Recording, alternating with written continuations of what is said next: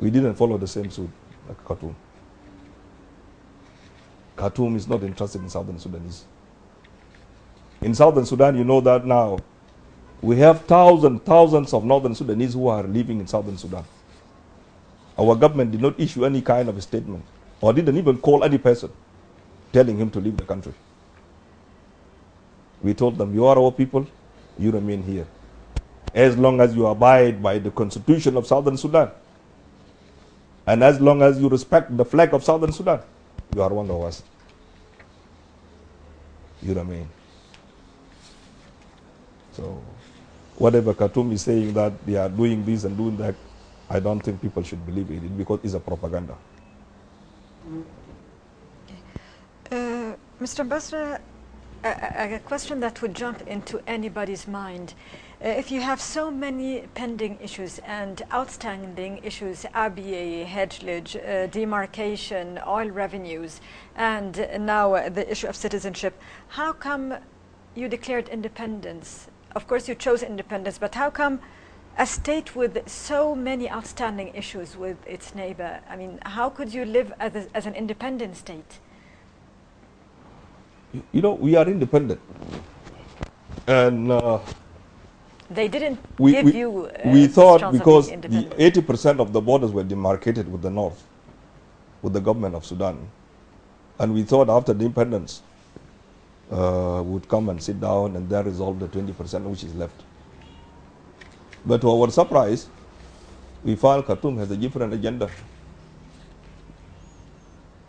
They don't want to reach without any kind of solution to settle all the issues. They want to keep the borders like that, as a sign of continuous conflict between us and the north, and for an agenda that they know very well. Because they still believe that one day they can occupy Southern Sudan or can bring up somebody in the power in the South Sudan. That is loyal to them? That who is going to be loyal to them. But these are wishful thinking. South Sudan is an independent nation, and there is no way Southern Sudan can come back to have something with the North. The people of Southern Sudan, they have agreed in a referendum. That is the will of the people.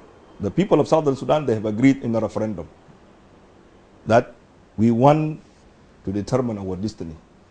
It's only the people of Southern Sudan that can reverse the decision if they wish. But by Khartoum trying to occupy Southern Sudan, that's a wishful thinking. I am happy as a Southern, and I'm very proud that we have an army, an SPLA, which is a very strong army and is ready to defend the people of Southern Sudan and defend the territorial integrity of Southern Sudan. Sending people loyalists to go to Sudan, to South Sudan, to topple the government is also wishful thinking. They can never succeed.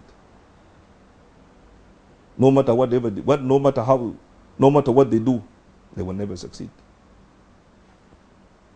And that's the reason why the government of Sudan wanted to destabilize Southern Sudan by keeping this issue, not to find a solution to that. We know it very well. They have even declared in the parliament, that Southern Sudan is a strategic enemy of the North. If you just look at it, are we really enemies of the North? Enemies. We have problems, but we are not enemies. Not strategic enemies. But they have put that in their minds, the minds of the people. They wanted to create a picture, an image in the Northern Sudanese mind and the Arab mind that South Sudan is an enemy, a strategic enemy of the North. They have even gone far as even writing in the Arab media and the Arab press that whenever they see us have any kind of signing any kind of agreement with Israel or any, they come out and they say now the Arab strategic security or whatever is now at risk. It is something intended to get the support of the Arab world. They wanted to get the support of the Arab world. not because of anything else. We are not enemies of the Arabs. We are not enemies of the Palestinians. Okay? These are normal. We deal with the Israelis as long as we deal with any other country. We are not. We are not. And they come to Egypt here, they tell them now, since Southern Sudan has signed an agreement with an Israeli company, that Nile now is going to be in danger because Israel is coming now to do this and that or to block water from Egypt. These are all false accusations. False accusations meaning an Israeli company did not sign an agreement with... We signed an agreement for desalination and purification of water. We need water. We need water because when they left, even when we separated, we found nothing. We started from scratch. There is no even good drinking water in Southern Sudan. We are starting from scratch. We go everywhere in the world, trying to get companies to come and help us. We go to Israelis, we go to Americans, we go to Arab countries, we come to Egypt, we go everywhere. We go to Chinese. We want everybody to come and help us. We are starting from scratch. Why should they be concerned only with Israel when we sign an agreement with them, and they are not concerned with the Chinese and the other countries? But the Chinese, we have signed with them. American, we have signed with them. Kenyan, Ugandan, all these people, we have signed with them. Why is it in particular? It is only something intended to get the support of the Arab world. And I want to make it very clear that the Arab media or the Arab viewers should not listen to this. This is a propaganda. And they are going to create a problem between South Sudan and the Arab countries. We people of Southern Sudan, we don't like it. We feel very well that we have a lot of interest with the Arab people. We have benefited a lot from the Arab world. And we are looking forward to see that Arab investors will come to us and invest in Southern Sudan. So that's what I can say, that they should not listen to all this propaganda from the north. Talking about this issue, your irrigation minister also said earlier concerning the water issue that any agreement with Israel will not impact also Egypt's water quota. Is this right? Is this what you're... We have always made it very clear. Yeah. Whatever we do, we know Egyptian people here, if you just look at Nile, just look at Egypt. There is nothing precious to people living more than Nile. We know it very well. If you come even from Aswan or from Abu Simbel, and you come here even Delta, you know that without water there is no Egypt. We know it very well. Why should we block water from the Egyptians? What are we going to benefit? The Egyptians have not treated us badly. The Egyptians, they have accommodated so many people from Southern Sudan that are here. Why should we go? The Egyptians are not enemies to us. We have no any historical or any problem with Egypt. So why should we go to that extent to stop water?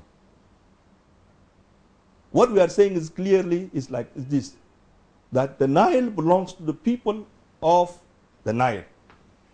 Whatever decision to be taken with regard to the Nile water has to be decided within the framework of the Nile Initiative. Let us agree, sit down. If there are 5 cubic meters of water or whatever, let us divide it. Let us share it together. That's our principle. So I want to make it to assure you and assure the Egyptian viewers that please rest assured that Southern Sudan is not going to block waters from Egypt. Southern Sudan is not going to do anything to harm Egypt. We have interest with Israelis, and we have interest with Egypt, and we have interest with other people. Okay, Mr. Ambassador, mentioning earlier that you are starting from scratch as a new nation, is the issue of water shares, another outstanding issue between Khartoum and Juba? I mean, are your quota shares settled, or is this another issue that is to be negotiated between the two sides? Well, to be honest with you, I'm not yet very clear about on this issue, but I know very well that when two nations like the split they reach some sort of an agreement. So I'm not sure right now about the whole thing. I mean, the details of this. We have just joined the Nile initiative, and our positions will be made very clear when our people they get involved in the discussions and all this. But as I told you before, our positions with regards to the way things are done within the Nile initiative, is to reach a consensus on how to manage things within the Nile initiative. Okay. Having so many outstanding issues between the two sides and reaching no solutions to any of them basically so far, a year and 2 months after independence, the United Nations imposed a sort of deadline for the two sides to reach an agreement or to face the threat of UN sanctions. Yes. Resolution 2046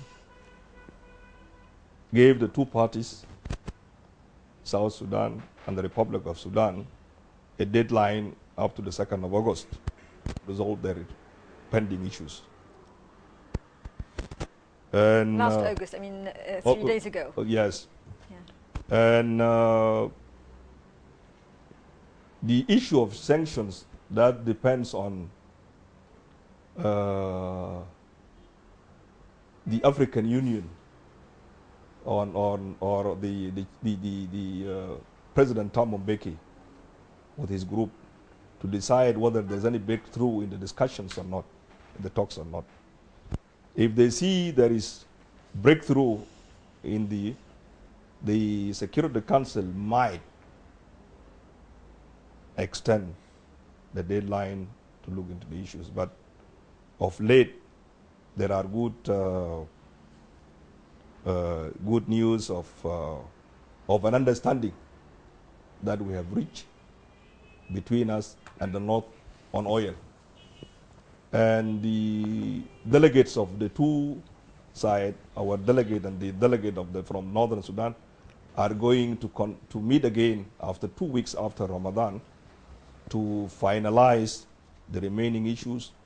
And should there be need for a summit to convene, then President Salva and then President Umar Bashir might meet in Addis Ababa or anywhere else and may decide to conclude a comprehensive agreement on the outstanding issues. You said there is a plan for the two heads of state to meet within the coming 2 weeks. Well, that is subject to the conclusion, to reaching an agreement on the pending issues. And do you think this is possible to reach a resolution? Well, I cannot make any predictions regarding that, because what I know very well, what we discuss with Khartoum today, tomorrow they might change it. So there is nothing real I can say about it. Until the agreement is signed, until everything is concluded, then that's the time I can say something about that.